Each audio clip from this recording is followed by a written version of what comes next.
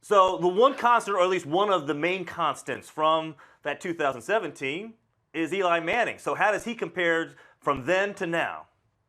So you bring that up. Eli is the other, as I mentioned, Zach DiOssi is one of the two players that was on both of the previous Super Bowl teams. Eli is obviously the main player who is the from both of those teams. And I think the most surprising thing about this current iteration of the Giants, the 2016 Giants, is that Eli Manning this season looks a lot more like the 2007 version of Eli Manning than the 2011 version of Eli Manning.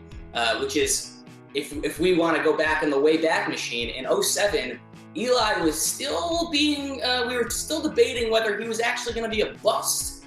People remember the Giants traded, they kind of mortgaged their future to get that first pick. They traded with the Chargers. They had the fourth pick, they traded up for Eli, and Eli was really constantly maligned in 2007. This year, after they've changed the offense, they have Ben McAdoo's spread offense, which is very, very different than the offense they ran in 2007 and 2011 when they had Kevin Gilbride as the offensive coordinator. That was an offense predicated on play action fakes because they had a good running game and deep throws. Now they have a spread offense. They go five wide a lot, and it's a lot of short crossing routes. So Eli's completion percentage is up, but his yards per attempt is way down. And this year, compared to the last couple seasons in the same offense with Ben McAdoo, Eli's just surprisingly gun shy. He doesn't look comfortable behind his makeshift line of offensive line. He's constantly under pressure, and he just their offense has kind of turned very one dimensional.